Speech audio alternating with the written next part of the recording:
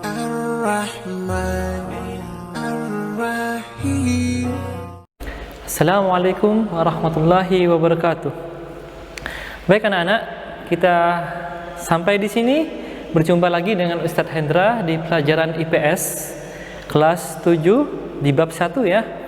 Tentunya kita dan kalian sudah pernah belajar waktu SD ada pelajaran IPS, di mana pelajaran IPS di SMP ini insya Allah kita mempelajari suatu hal yang baru ya, mempelajari tentang ruang dan interaksi antar ruang.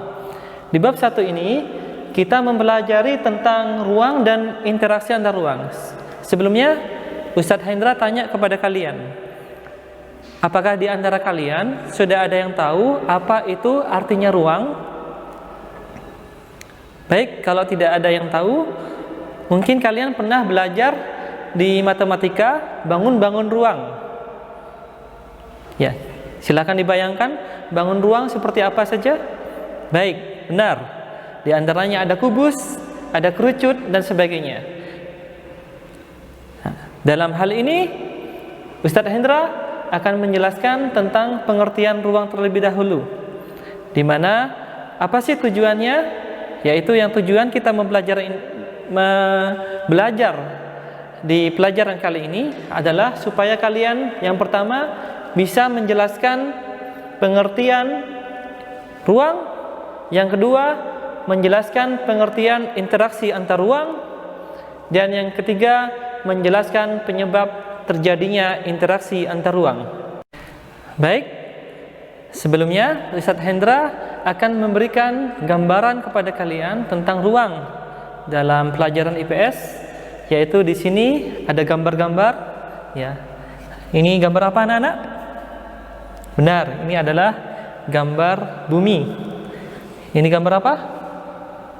Ya, benar, ini gambar rumah. Ini gambar ikan, bisa danau, bisa kolam, terserah kalian. Kemudian ini agak gambar gunung ya. Biasanya kalau SD gambar gunung seperti ini. Kemudian ini ada pantai. Dan ternyata itulah contoh-contoh daripada ruang yang akan kita pelajari. Contohnya seperti pada gambar-gambar ini. Baik, untuk definisinya, apa sih ruang itu? Ruang adalah tempat di permukaan bumi, ya, tempat di permukaan bumi. Jadi harus di permukaan bumi karena yang ada kehidupan adalah di planet apa? Ya, di planet bumi. Baik, di permukaan bumi, baik secara keseluruhan atau sebagian yang digunakan sebagai tempat tinggal makhluk hidup. Itulah definisi daripada ruang. Jadi kita hidup di bumi ini, kita berada di kelas, mungkin anak-anak sekalian ada di kamar kalian, di rumah kalian, itu adalah ruang. Ya, ruang dalam pelajaran ilmu IPS. Baik, selanjutnya anak-anak, ruang dalam satu kesatuan ini adalah tempat tinggal makhluk hidup. Baik manusia, tumbuh-tumbuhan maupun binatang, semuanya tinggal dalam satu ruang, dalam suatu planet, yaitu planet bumi kita ini yang akan kita pelajari. Kemudian kenapa kita mempelajari yang kedua, ya, mempelajari interaksi antar ruang? Karena nanti dasarnya dari sini semua. Semua materi dari pelajaran IPS di bab 1 berangkat daripada ruang, manusia, dan interaksi antar ruang. Baik anak-anak, kemudian apa sih interaksi itu? Ya, yang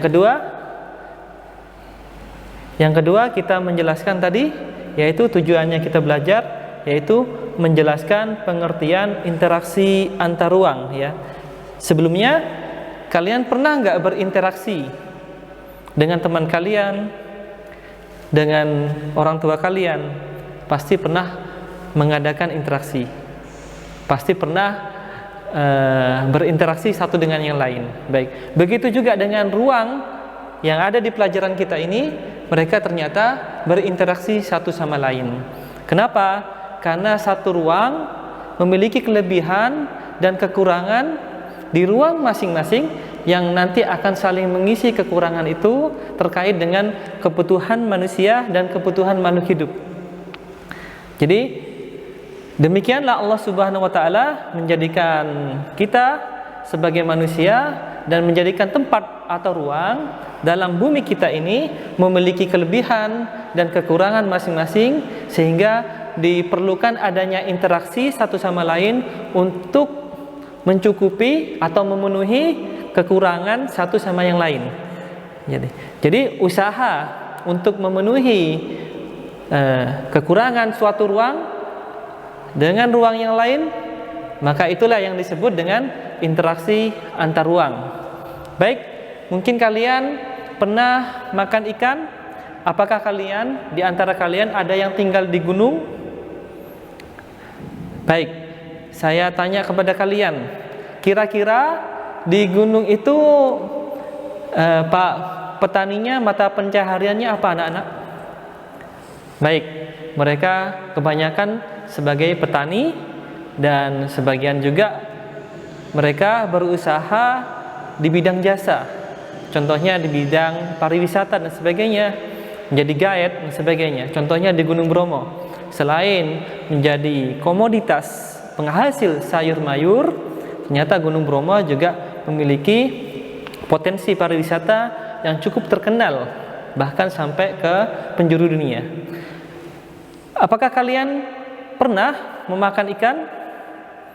Baik, ikan laut terutama semuanya dihasilkan oleh para nelayan yang mana mereka itu tinggal di pinggiran pantai.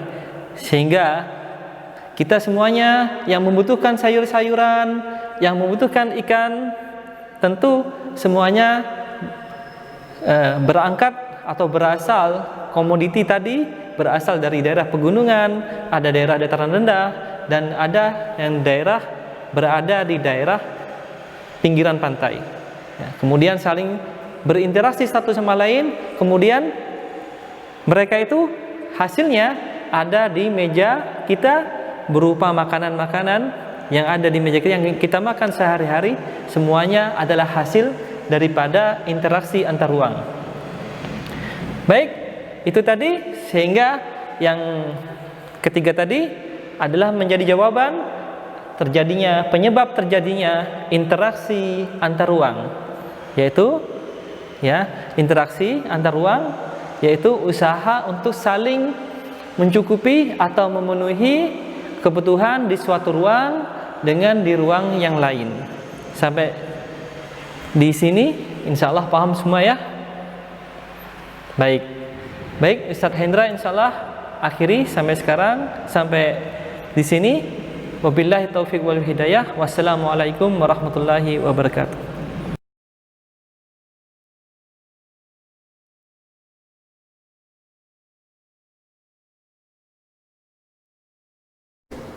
Assalamualaikum warahmatullahi wabarakatuh.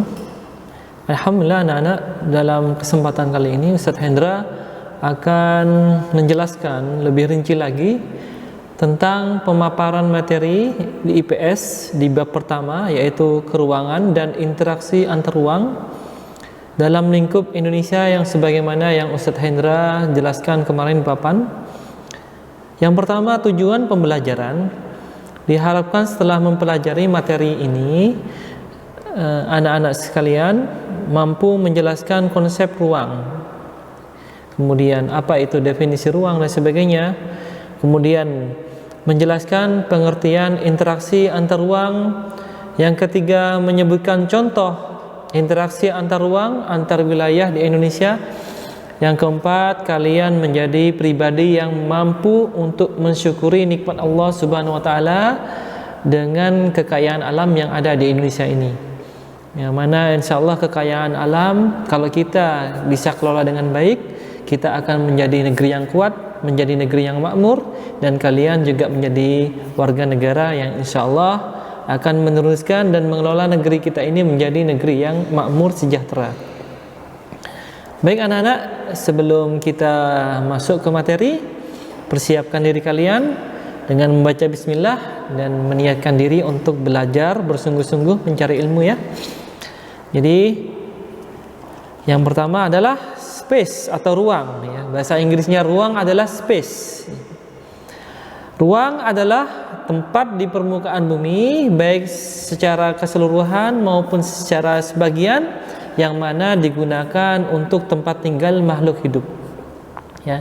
Jadi ruang bukan hanya udara, ruang bukan hanya tempat kosong sebagaimana yang kita pelajari dalam pelajaran matematika, bangun-bangun ruang dan sebagainya. Tapi dalam konsep IPS itu lebih detail lagi, bahasanya semua ruang yang ditinggali oleh oleh manusia, oleh binatang maupun tumbuhan dan makhluk hidup yang lainnya, maka itu adalah ruang.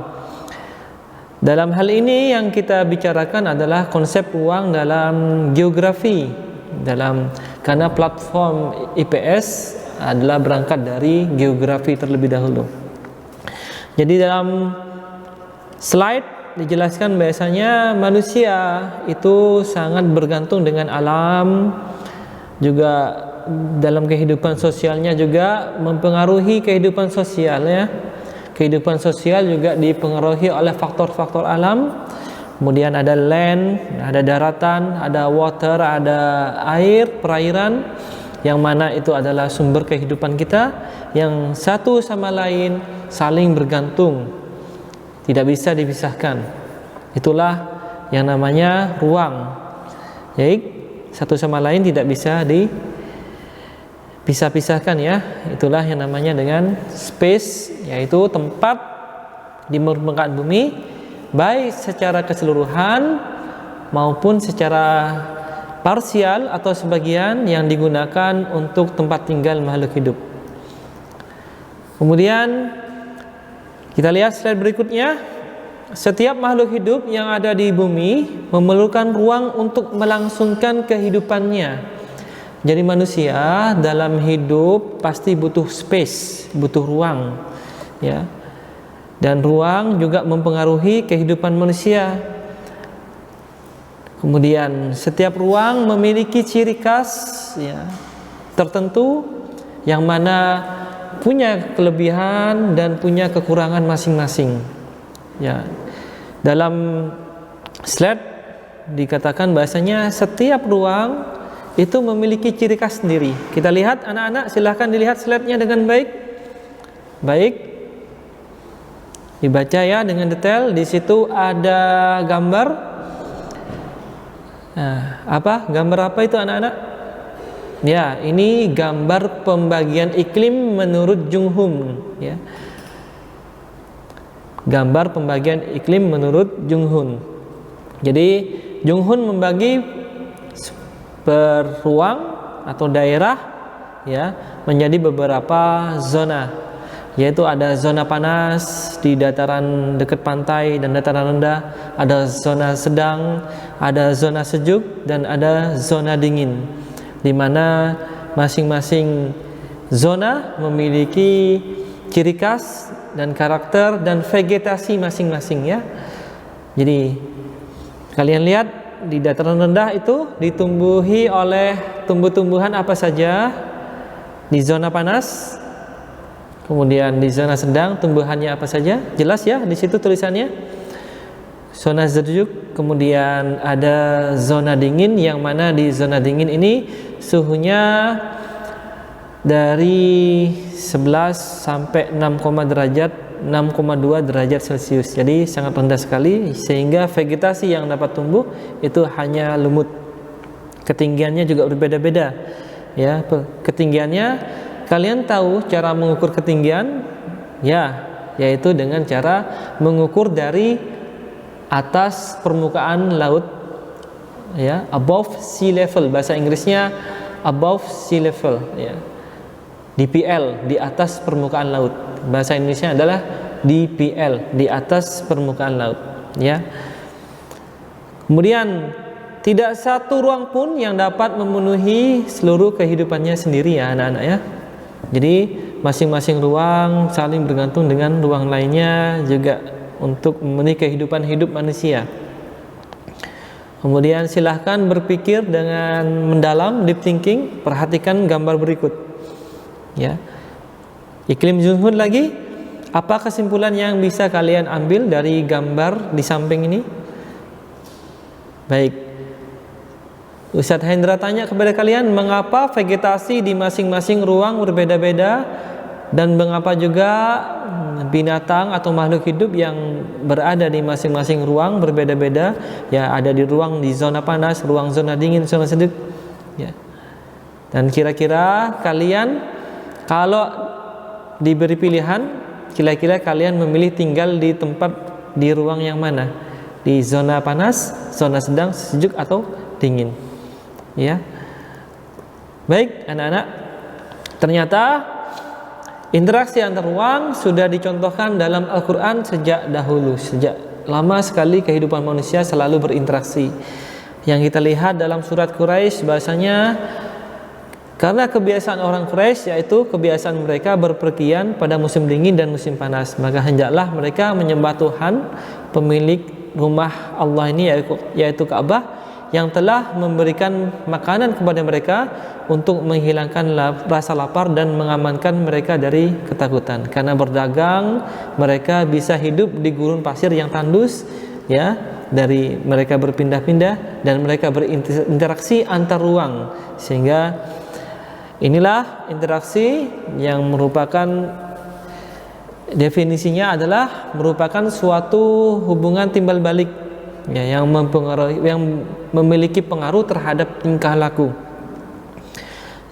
Artinya apa? Interaksi antar ruang adalah proses di mana manusia menghubungkan satu ruang dengan ruang lainnya untuk memenuhi kebutuhan hidupnya. Jadi ini dicatat ya.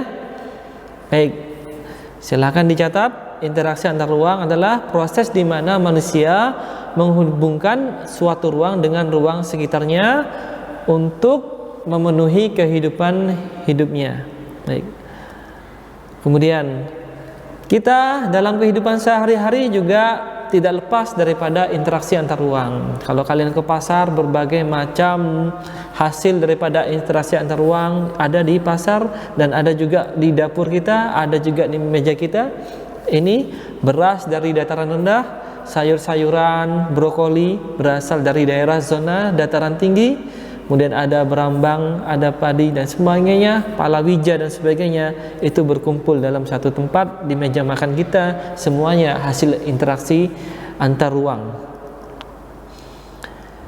Kemudian anak-anak, ada syarat-syarat interaksi antar ruang sehingga harus melengkapi syarat-syarat ini, yaitu apa saja syarat-syaratnya bisa kalian baca.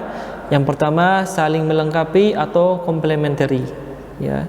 Yang kedua adalah kesempatan antara atau integrating opportunity.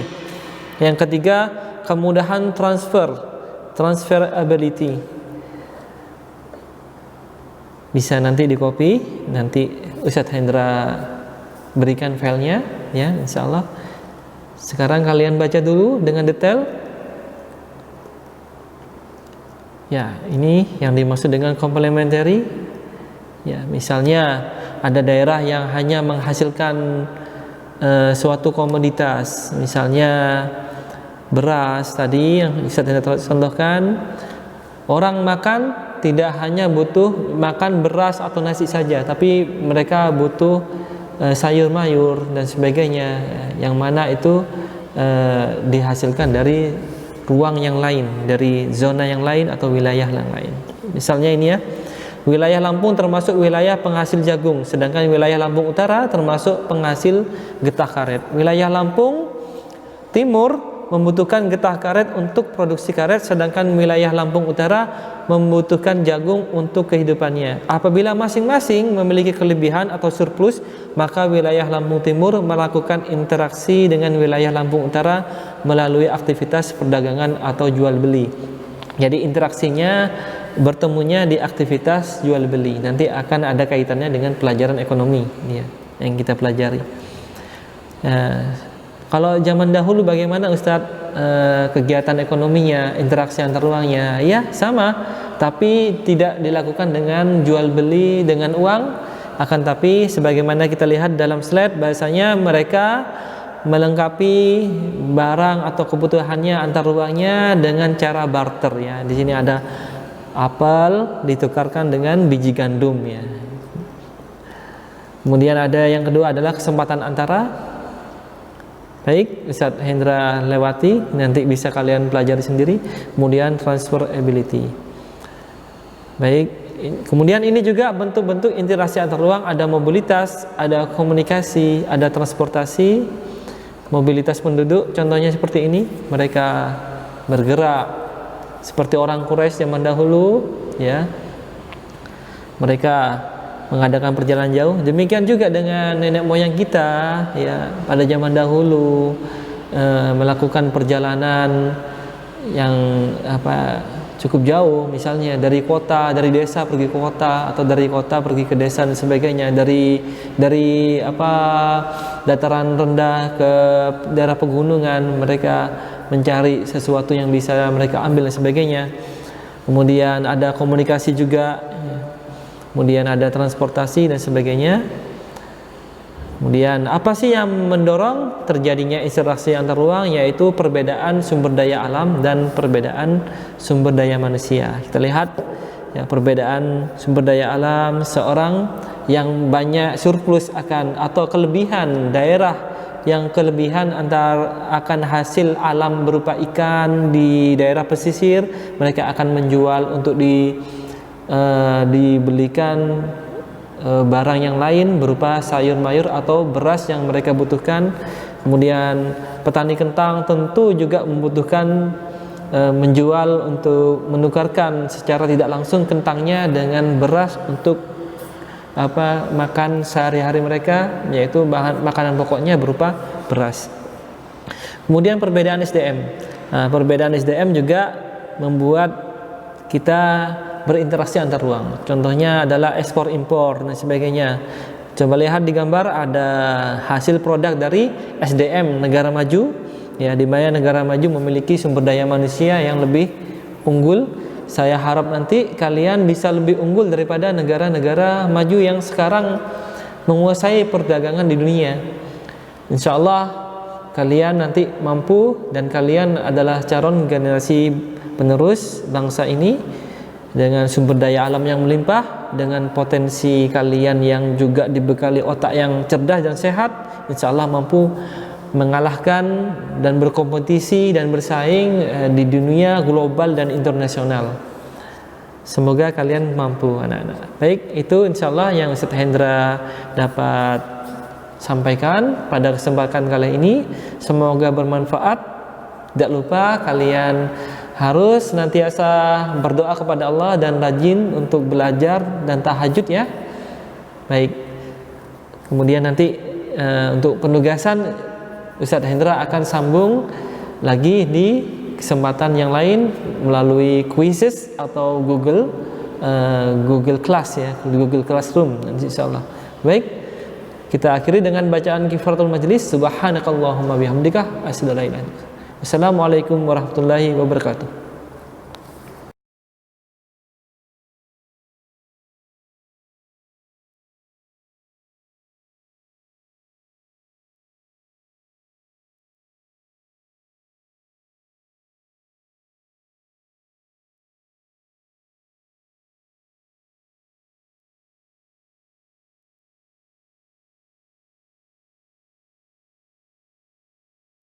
رب اجعلني مقيم الصلاة ومن ذريتي ربنا وتقبل دعاء